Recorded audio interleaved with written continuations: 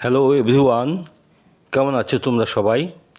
আশা করি তোমরা সকলেই সৃষ্টিকর্তার আশীর্বাদে অনেক ভালো আছো।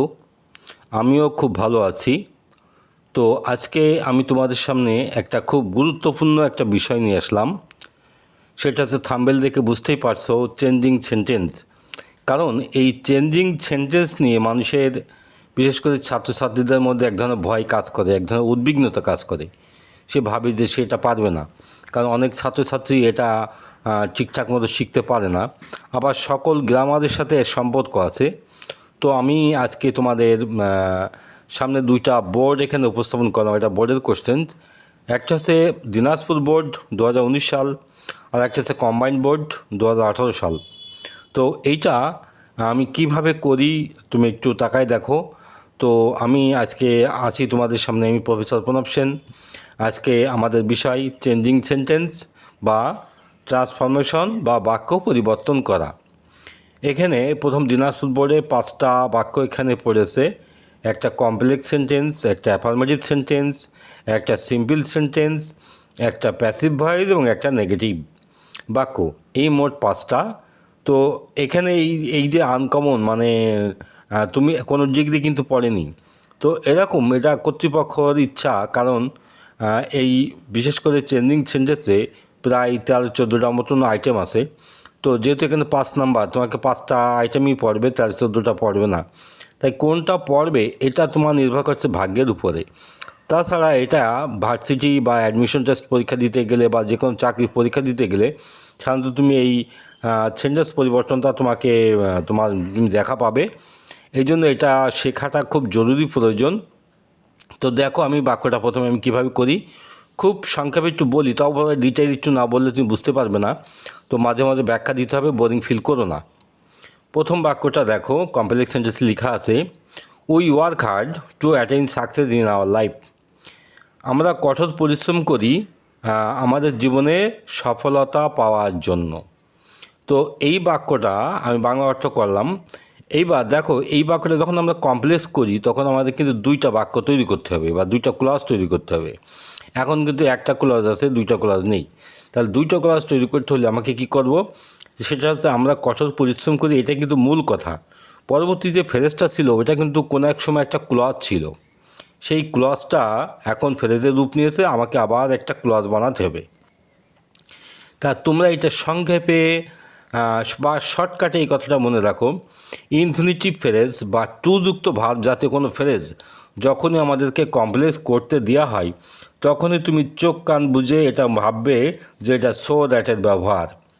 অর্থাৎ সো ডট ডট দ্যাট না, কিন্তু সো দ্যাট, যেটাকে আমরা বলি একসাথে থাকে, এবং এরপরে ক্যান বা কুডের ব্যবহার আসে। এবং খুব সহজ নিয়ম একটু বলি, উই ওয়ার্ক হার্ড, আমরা কঠোর পরিশ্রম করি, সো দ্যাট, যাতে করে। এবার দেখেন সাবজেক্টটা উই আসে, এবার উই লাগাও। তারপরে ক্যান বা কুডের ব্যবহার আসে।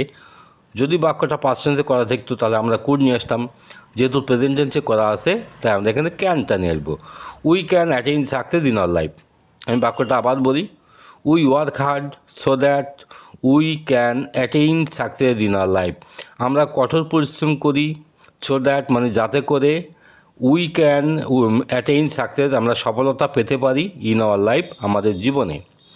এই ছিল আমার বাক্য। আশা করি আমরা তোমাদেরকে বোঝাতে পারলাম। এবার দ্বিতীয় বাক্যটা দেখো, affirmative sentence, peace and prosperity, শান্তি এবং সমৃদ্ধি, is not possible without being industrious. কঠোর পরিশ্রমী হওয়া ছাড়া শান্তি এবং সমৃদ্ধি আসে না। এই বাক্যটা অনেকের কাছে মনে হবে যে এখানে তো সাবজেক্ট তো স্যার প্লুরাল বা 2টা, তাহলে ইজ কেন বসলো? একই গোত্রে যখন সাবজেক্ট হয় তখন কিন্তু সেটা প্লুরাল হয় না, সিঙ্গুলার হয়ে যায়। তাই এখানে পিস অ্যান্ড প্রসপারিটি পরে ইজ বসেছে। আমি এই সন্দেহটা তোমাদের সামনে একটু দূর করে দিলাম। এবার এই বাক্যটা অ্যাফার্মেটিভ করতে হবে, অর্থাৎ হ্যাঁ ধর্মী করতে হবে। তো হ্যাঁ ধর্মী করাটা খুব সহজ, কিন্তু যদি তুমি না জানো তাহলে তুমি সারাদিন চেষ্টা করে পারবে না। সেটা হচ্ছে নট পসিবল, মানে সম্ভব না। তা সম্ভব না কথাটা আমরা একসাথে বললেই তো অসম্ভব বললেই তো হয়ে যেত। তার মানে সম্ভব না এবং অসম্ভব দুটো কথাই কিন্তু একটা নেগেটিভ ওয়ার্ড, একটা পজিটিভ ওয়ার্ড। তাহলে নট পসিবলের জায়গায় যদি আমরা ইম্পসিবল করে দিই তাহলে কিন্তু উত্তরটা হয়ে যাচ্ছে। অর্থাৎ peace and prosperity is impossible without being industrious. আশা করি আমরা বিষয়টা বোঝাতে পারলাম। আসলে এখানে যেটা লাগে সেটাকে বলা হচ্ছে যে তোমার সমার্থ শব্দ, বিপরীত শব্দ বা অ্যান্টোনিম সিনোনিম শব্দ যারা যত বেশি জানে তাদের জন্য কিন্তু এই গ্রামারটা করা খুব ইজি হবে। পরেরটা দেখো number C, a man who leads an ideal life, যে লোকটি অলস জীবনযাপন করে, brings misery for his life, সে জীবনে তার শোচনীয়তা সে ডেকে নিয়ে আসে। তো সিম্পল বাক্য করার জন্য ঠিক আমরা আগে যেটা দেখছিলাম যে একটা বাক্যে রূপান্তর হবে, অর্থাৎ যে এই সিম্পল কমপ্লেক্স কম্পাউন্ড করতে গেলে দুইটা ক্লজের দরকার হয়। একটা হচ্ছে সাবঅর্ডিনেট ক্লজ, একটা হচ্ছে প্রিন্সিপাল ক্লজ। যার মধ্যে ফল থাকে সেটাকে বলা হচ্ছে প্রিন্সিপাল ক্লজ, যে সহযোগিতা করলো তাকে বলা হচ্ছে সাবঅর্ডিনেট ক্লজ। তাহলে এখানে প্রিন্সিপাল ক্লজটা আমাকে রেখে দিতে হবে, সাবঅর্ডিনেট ক্লজটা প্রিন্সিপাল ক্লজটা রেখে দিতে হবে এবং সাবঅর্ডিনেট ক্লজটা আমাকে ভেঙে ফেলতে হবে। তাহলে এ ম্যান, একজন ব্যক্তি, হু লিডস অ্যান আইডিয়াল লাইফ, মাঝখানে কিন্তু একটা বাক্য প্রবেশ করেছে, পরে এ ম্যানের ভার্ব হচ্ছে ব্রিংস। এবার দেখো এই যে হু দিয়ে যোগ করা, আসলে এটা হচ্ছে কমপ্লেক্স সেন্টেন্সের নমুনা।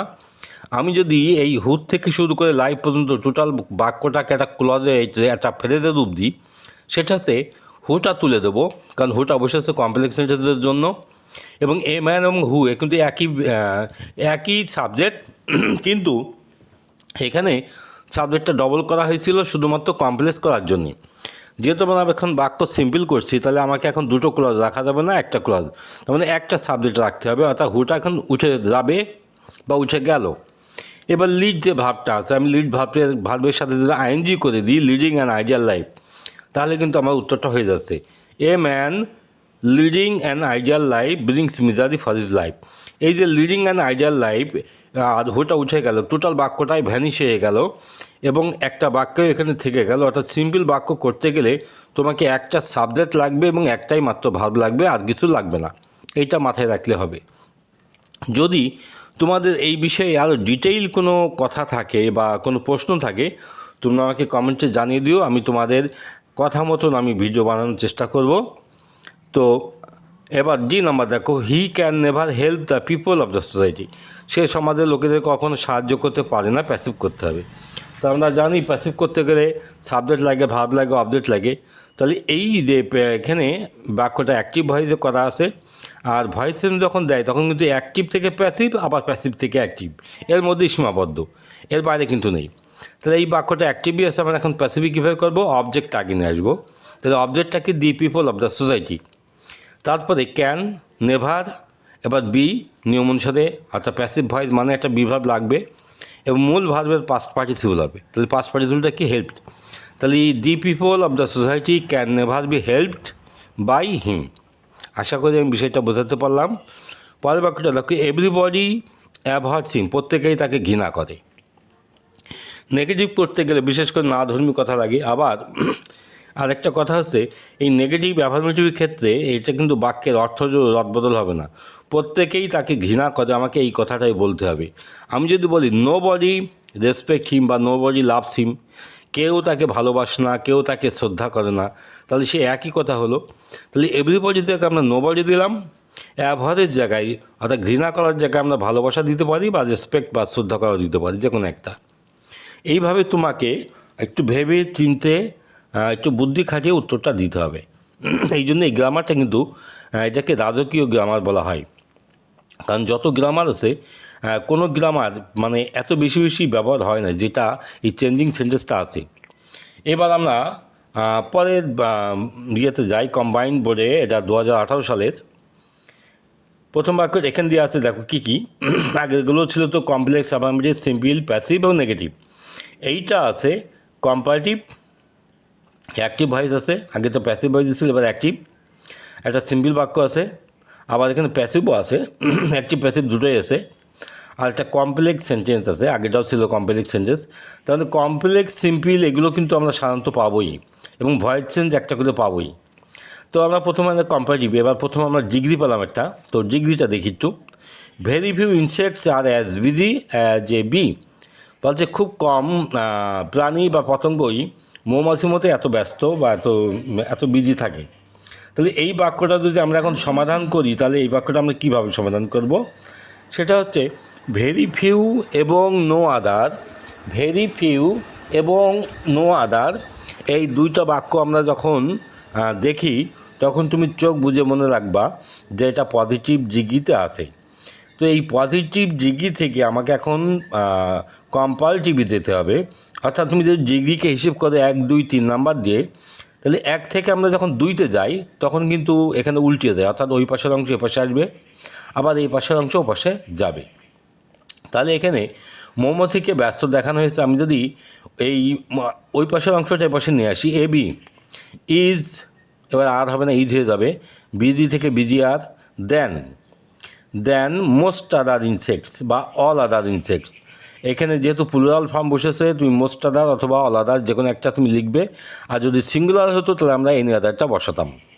তো এই ছিল, আমরা আশা করি আমি বিষয়টা বোঝাতে পারলাম। আমি আবার বলি, a bee is busier than most other insects অথবা অল আদার ইনসেক্টস, যে কোনো একটা। পরের বাক্যটা দেখো, অ্যাক্টিভ ভয়েস করা আছে, it is known as an industrious creature.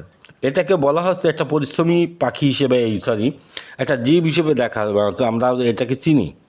তাহলে এই বাক্যটা যদি আমরা এখন অ্যাক্টিভ করি, অর্থাৎ প্যাসিভি দিয়ে আছে, কিন্তু এর কোনো সাবজেক্ট কিন্তু নেই। এবার ইট ইজ নোন, এই বাক্যটা তুমি তো তাকিয়ে দেখো, ইট ইজ নোন এই বাক্যটা প্রেজেন্ট ইনডিফিনিট টেন্সের প্যাসিভ ভয়েস আছে, ইটটা এখানে অবজেক্ট। তাহলে আমরা যদি এখন সাবজেক্ট বানাই, তাহলে আমাকে এখন সাবজেক্টটা যেহেতু নেই, এটা হয় পরিচিত বা এটা জানা। তো এই কারা জানি, মানুষেরা জানি বা আমরা জানি। এখানে উই অথবা পিপল যে কোনো একটা শব্দ লাগবে। তাহলে we know it as an industrial creature অথবা পিপল নো ইট। এখানে উই দিয়ে করলেও হবে বা পিপল দিয়ে করলে হবে, তুমি যে কোনো একটা তুমি এখানে ধরতে পারো। পরেরটা দেখো, it flies from flower to flower and collect honey. এই বাক্যটা আছে কম্পাউন্ড সেন্টেন্সে, ঠিক কমপ্লেক্স সেন্টেন্সের মতো নিয়ম। দুই পাশে দুইটা ক্লজ আছে। তো প্রথমটা এখানে সাবঅর্ডিনেট ক্লজ, পরেরটা প্রিন্সিপাল ক্লজ। এটা বলছে ফুল থেকে ফুলে উড়ে বেড়ায় এবং মধু সংগ্রহ করে। তা আগে তো উড়ে বেড়ায়, তারপর তো মধু সংগ্রহ করে, অর্থাৎ it flies from flower to flower. এই বাক্যটা যদি আমরা ভ্যানিশ করে দিই, বাক্যটাকে প্রেজেন্ট পার্টিসিপল তৈরি করে, তাহলে আমার কিন্তু বাক্যটা তৈরি হয়ে যাচ্ছে। যেমন flying from flower to flower, ওই যে ইটটা আছে, এই ইটটা পরবর্তী বাক্য ভার্বের আগে অর্থাৎ কালেক্টের আগে আমি ইটটা লাগাই দিলেই এই বাক্যটা পরিপূর্ণ হয়ে যাচ্ছে। Flying from flower to flower, it collects honey. ফুলে ফুলে ঘুরে এটা মধু সংগ্রহ করে। তো আমি বাংলা অর্থ সহ তোমাদেরকে বুঝিয়ে দিলাম, যাতে করে তুমি খুব সহজে এটা বুঝতে পারো। পরের বাক্যটা দেখো, it stores honey in the hive. এই বাক্যটা অ্যাক্টিভ ভয়েসে করা আছে, প্যাসিভ করতে হবে, খুব সুদা। হানি এখানে অবজেক্ট, হানিটা আগে নিয়ে আসলে হয়ে যাচ্ছে। তো এই যে হানির পরে যে ফ্রেজটা আছে ওটা তোমার নিয়ে আসার দরকার নেই, ওটা শেষে রাখবা। তাহলে হানি ইজ স্টোরড, বাক্যটা যেহেতু প্রেজেন্ট ইনডিফিনিট টেন্সে বসেছে, তাই প্রেজেন্ট ইনডিফিনিট টেন্সে বিভাগ আসবে অ্যামিজারের, আর মূল ভাবটা পাস্ট পার্টিসিপল হয়ে যাবে। হানি is stored in the hive, তারপরে বাই ইট, অথবা বাই ইটটা তুমি আগেও লিখতে পারো পরেও লিখতে পারো, যে কোনোভাবে এটা লিখলেই একটু উত্তর হবে। পরের বাক্যটা দেখো, in winter it remains idle. শীতকালে এটা অলস থাকে, but it works hard in spring. কিন্তু বসন্তকালে এটা খুব পরিশ্রম করে। তাহলে এই বাক্যটা যদি আমাদেরকে কমপ্লেক্স করতে হয়, তাহলে আমাদের একটা কমপ্লেক্স একটা ওয়ার্ড আছে। তো এই কমপ্লেক্সের ওয়ার্ডগুলো তোমরা জানো যে বিশেষ করে সাবঅর্ডিনেট ক্লজের আগে দো, although, when, since, as, if ইত্যাদি যে ফর্মগুলো আছে, এই ফর্মগুলো সাধারণত যুক্ত হয়ে যায়। তো বাট থাকলে অলদো বসে, এখানে অলদো বসবে। অলদো, যদিও, in winter it remains idle, তারপর কমা, তারপরে it works hard in spring, এটা বসন্তকালে কঠোর পরিশ্রম করে। আমি বাক্যটা আবার বলি, though in winter it remains idle, অথবা তুমি এটা উল্টো লিখতে পারো, though it remains idle in winter. অর্থাৎ যেহেতু উইন্টারটা তুমি দোর পরে লিখবে, দোর আগে লিখবে না। তারপরে কমা দিয়ে ইট ওয়ার্কস হার্ড ইন স্প্রিং, এটা বসন্তকালে কঠোর পরিশ্রম করে। তো এই ছিল আজকে আমাদের একটা বেশ ছোটোখাটো একটা ভিডিও, কারণ আমি ভিডিওটা বড় করলাম না, কারণ এটা দেখতে অনেক বা এটা শুনতে অনেক সময় বোরিং লাগে। তো এই জন্যই ছোটো ছোটো করে তোমাদেরকে একটু ভিডিওটা বানালাম, যাতে তোমাদের অনেক সুবিধা হয়। এইভাবে তোমরা আমার ভিডিওগুলো দেখতে থাকো, আমার চ্যানেলের সাথে থাকো। আর চ্যানেলটা যদি এখনও সাবস্ক্রাইব করে না থাকো তাহলে আমার চ্যানেলটা সাবস্ক্রাইব করে দাও এবং বেশি বেশি করে লাইক কমেন্ট করো এবং বন্ধুদের সাথে শেয়ার করে দাও, এবং যাতে করে আমি আরও বেশি বেশি ভিডিও বানাতে উৎসাহিত হই। তো আজকে এই পর্যন্ত, আবার দেখা হবে সামনে একটা নতুন ভিডিও নিয়ে। সেই পর্যন্ত সকলেই ভালো থাকো।